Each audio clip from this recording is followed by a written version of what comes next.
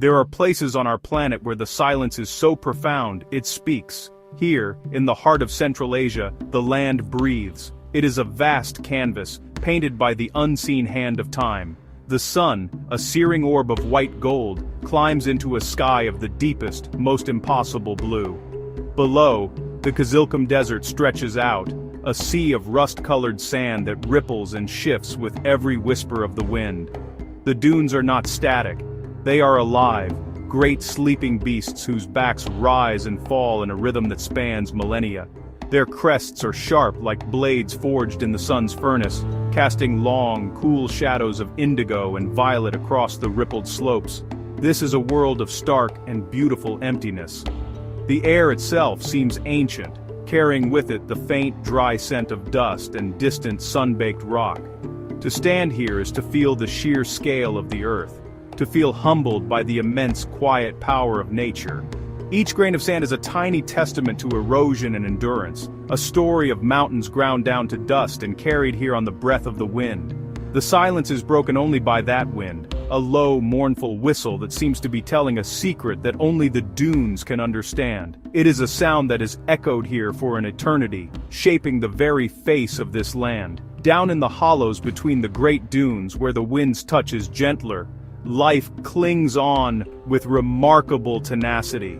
A lone Saxall tree stands as a dark, skeletal silhouette against the brilliant sand. Its roots run deep, a hidden network desperately seeking the faintest trace of moisture, a lifeline in this arid kingdom. Its twisted branches reach for the sky, not in hope, but in defiance.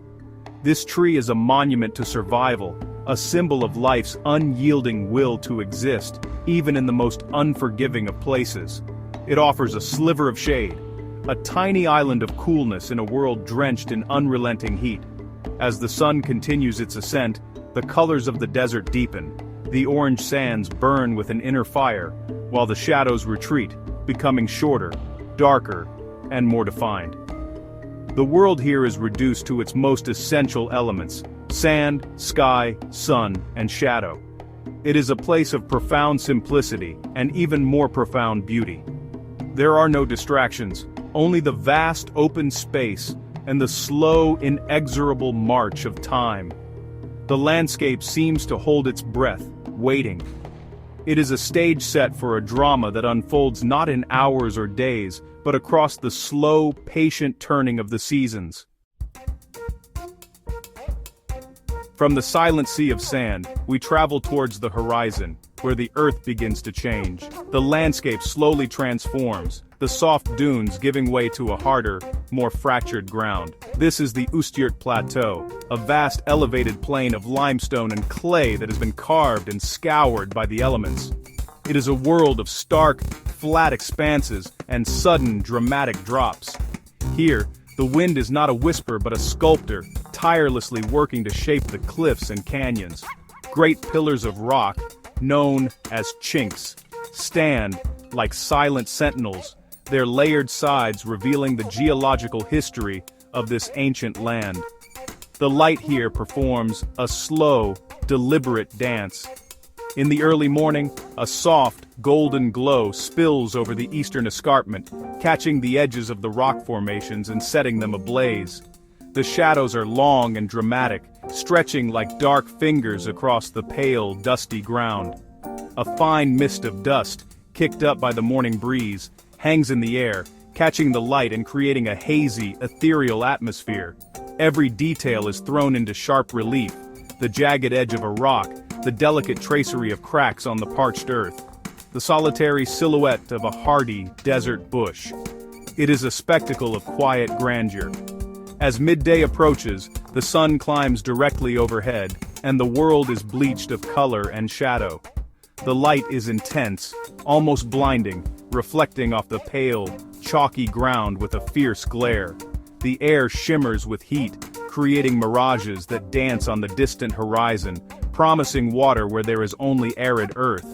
In this intense heat, the plateau seems to fall into a deep slumber. The only movement is the slow, almost imperceptible crawl of a desert beetle, its dark carapace a stark contrast against the white ground as it makes its way towards the cool refuge of a rock's shadow. Then, as the day begins to wane, the magic returns. The sun, now a deep, fiery orange, sinks towards the western horizon. The light softens, and the colors return, richer and deeper than before. The limestone cliffs are painted in hues of rose, lavender, and terracotta. The shadows lengthen once more, reaching across the plateau like a slowly rising tide. The wind picks up, carrying the coolness of the approaching night. This daily cycle of light and shadow, heat and cool, is the fundamental rhythm of the plateau, a timeless dance that has been performed since the dawn of this land. Far to the east, the flatlands give way to giants. The Tian Shan Mountains, the Celestial Mountains, rise abruptly from the plains. Their jagged peaks, cloaked in eternal snow, tear at the fabric of the sky. These are titans of rock and ice, their sheer scale a testament to the immense geological forces that shape this continent.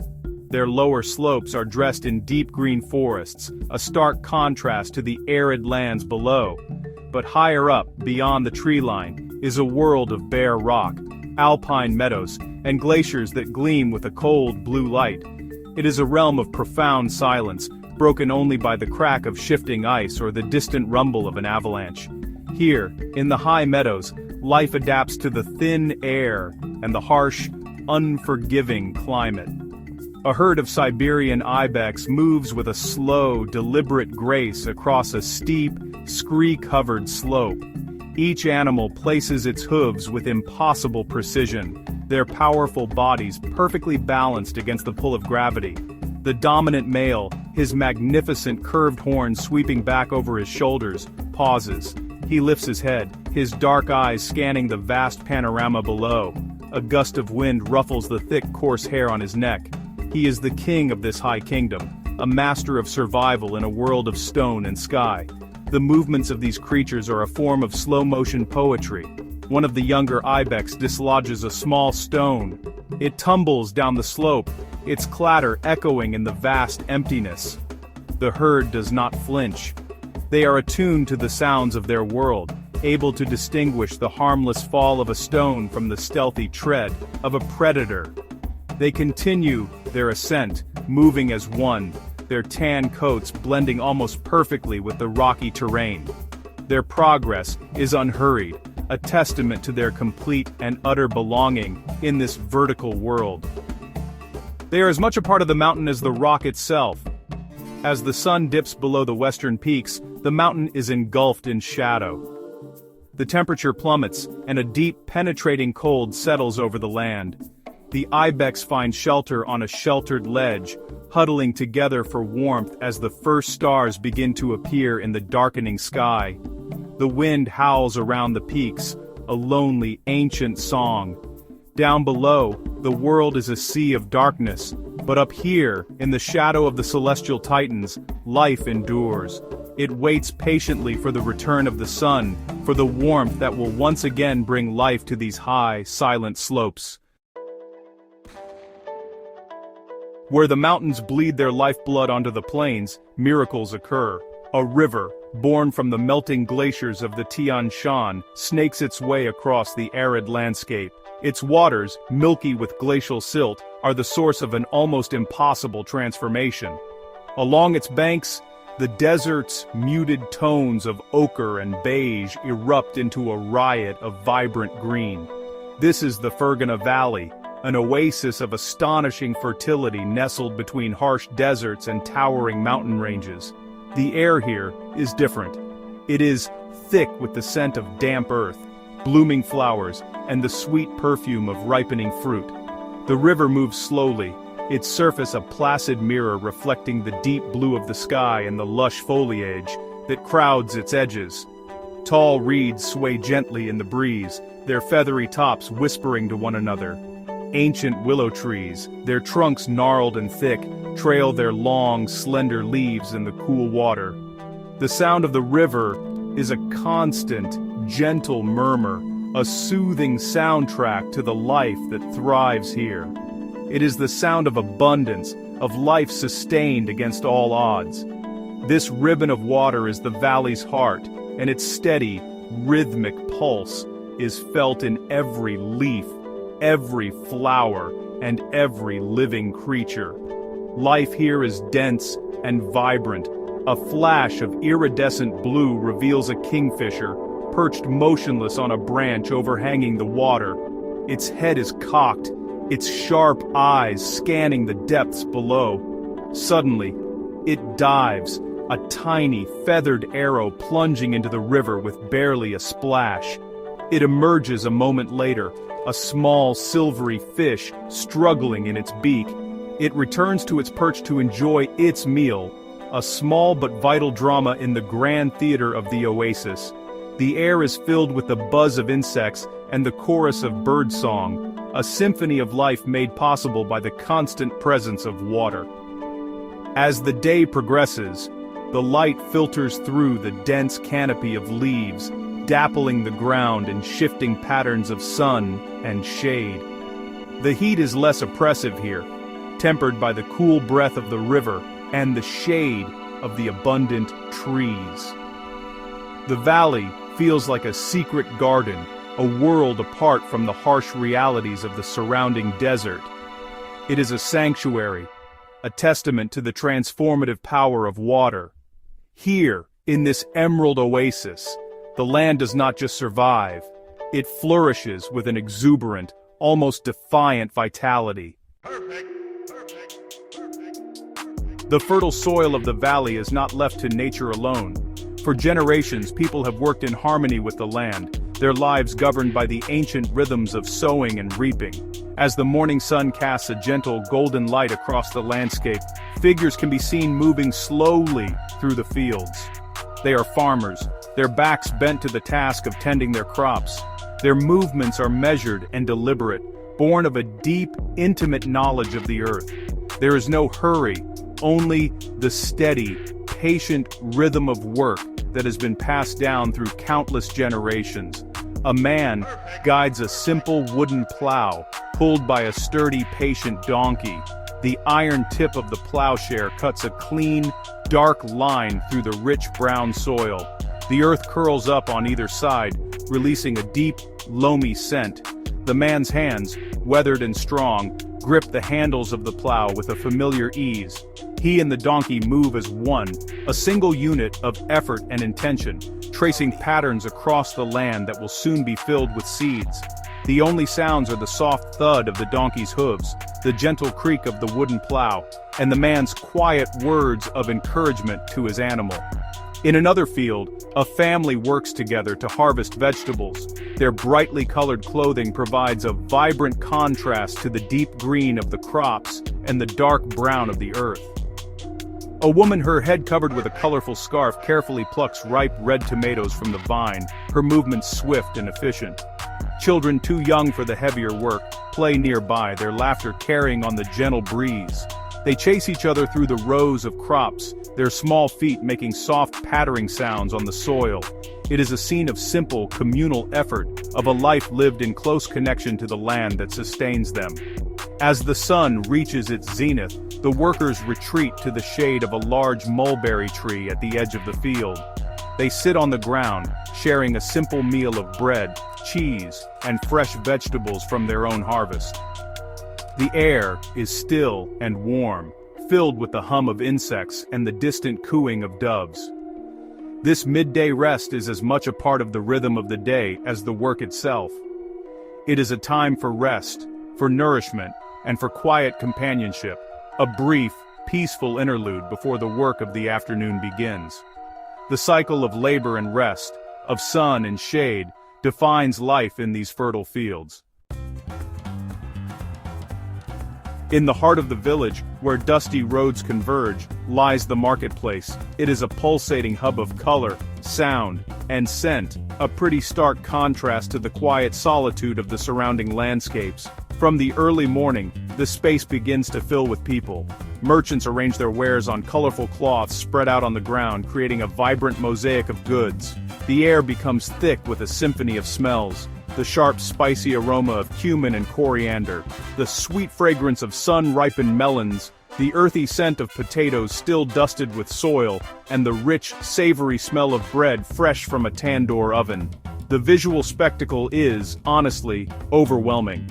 Pyramids of spices rise in brilliant mounds of crimson saffron and ochre. Mountains of fruit, deep purple grapes, sunny yellow apricots, and pomegranates the color of rubies, gleam in the sunlight.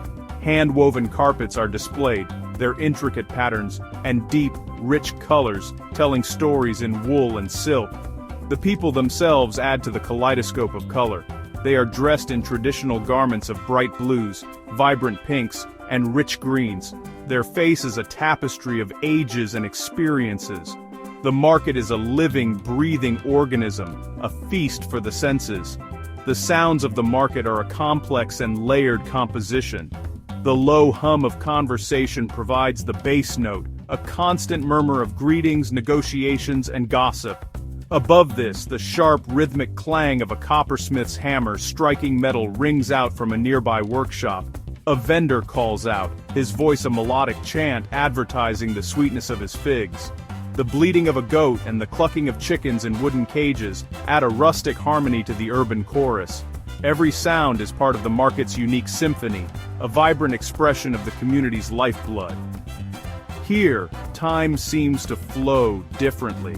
A transaction is not merely an exchange of money for goods, it is a social ritual.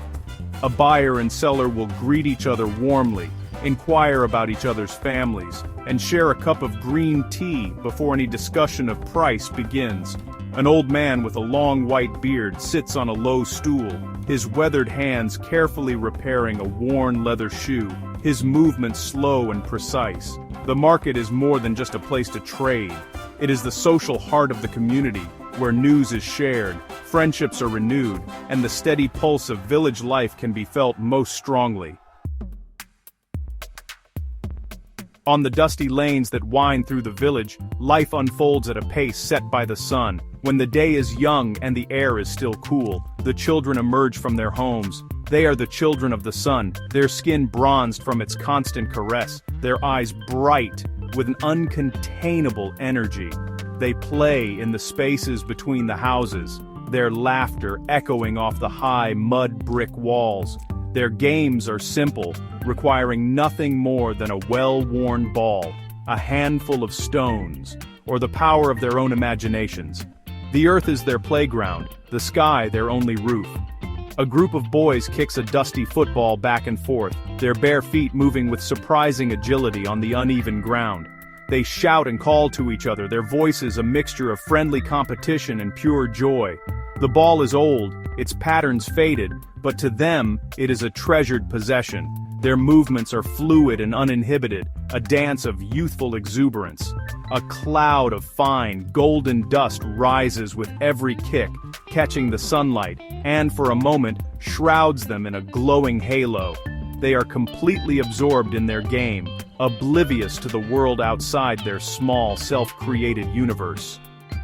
Not far away, a group of girls sits in the shade of an apricot tree.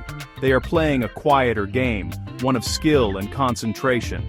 They toss small, smooth stones into the air, catching them on the backs of their hands in a practiced, graceful motion. Their faces are serious, their brows furrowed in concentration, but their game is punctuated by soft giggles and whispered secrets.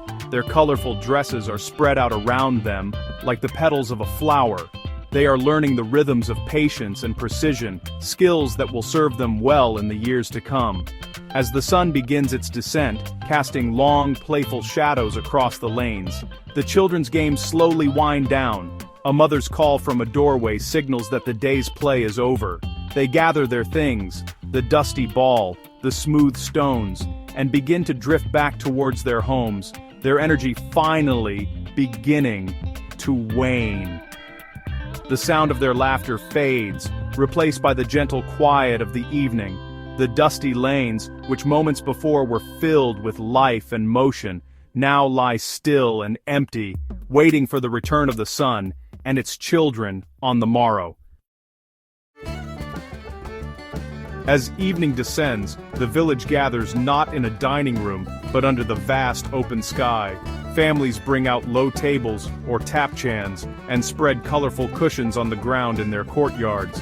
The air, now cool and refreshing, carries the delicious aroma of the evening meal being prepared. The centerpiece of this meal is often plov, a hearty and fragrant dish of rice, carrots, onions, and tender morsels of lamb. It is cooked slowly over an open fire in a large cast-iron cauldron, a process that is as much a social ritual as it is a culinary one. The men often take charge of the cooking, gathering around the fire to stir the rice and share stories. The table is a celebration of the land's bounty.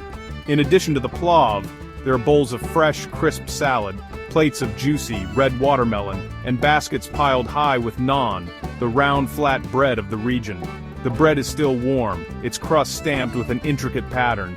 It sent a comforting aroma of yeast and fire. Green tea, the constant companion of every meal and social gathering, is poured from a small teapot into delicate ceramic bowls. The colors on the table are as vibrant as those of the marketplace. The deep orange of the carrots and the plov, the bright green of the herbs, the rich red of the watermelon. The family eats together, sharing from the communal platters. The meal is unhurried, a time for connection and conversation. The elders are served first, a sign of respect that is deeply ingrained in the culture. The conversation flows easily, a gentle mix of the day's events, plans for tomorrow, and stories from the past. The soft clinking of spoons against the large plov dish and the murmur of quiet conversation are the only sounds that break the evening stillness. The flickering light from a single lantern casts a warm, intimate glow on the faces of the family, creating a scene of profound peace and contentment. As the meal concludes and the stars begin to blanket the sky in their millions, the family lingers. They sip their tea and watch the cosmos unfold above them. Here, far from the glare of city lights, the Milky Way is a brilliant, shimmering river flowing across the heavens. The silence of the night is deep and complete, punctuated only by the distant chirp of a cricket. This shared meal, this simple feast of the earth enjoyed under the immense canopy of the stars, is the perfect end to a day lived in close harmony with the rhythms of nature. It is a moment of pure, unadulterated peace. The night deepens, and a profound stillness settles over the land. From the silent dunes of the Kizilkum to the snow-capped peaks of the Tian Shan, the world is at rest. The wind which sculpted the sand and whistled through the mountain passes now dies down to a mere breath. The rivers flow silently, their surfaces dark mirrors reflecting the pinpricks of starlight. The villages lie quiet, their mud brick walls glowing faintly in the moonlight. It is a time for the land to breathe, to recover from the heat of the day, and prepare for the coming of the dawn. To stand in this immense quiet is to feel a connection to something ancient and eternal. The landscape, stripped of the vibrant colors of the day, becomes a world of monochrome and shadow. The contours of the dunes, the jagged silhouettes of the mountains, the dark shapes of the village houses, all are reduced to their essential forms. It is in this stillness, in this vast, silent darkness, that one can truly sense the age of this land. One can almost hear the slow, patient grinding of time, the imperceptible shifting of the earth, the silent growth of a tree's roots deep underground. This is a land of powerful contrasts. The searing heat of the sun and the deep cold of the night, the barren emptiness of the desert and the lush fertility of the oasis, the profound silence of the wilderness and the vibrant symphony of the marketplace. It is in these contrasts that the true character of Uzbekistan is revealed. It is a place where life, in all its forms, has not only adapted to the harshness of the environment, but has learned to thrive in it, creating a culture of resilience, community, and a deep, abiding connection to the earth. And so, as the first, faint hint of gray appears on the eastern horizon, heralding the start of a new day, the land remains. It waits patiently for the sun to return, to once again paint the sands in hues of orange and gold, to awaken the creatures of the high mountains, and to call the people from their homes to work the fields and fill the markets. The story here is endless. It is written in the sand, carved in the rock, and lived in the hearts of the people. It is a story that continues to unfold, day after day, under the vast and watchful sky of Central Asia.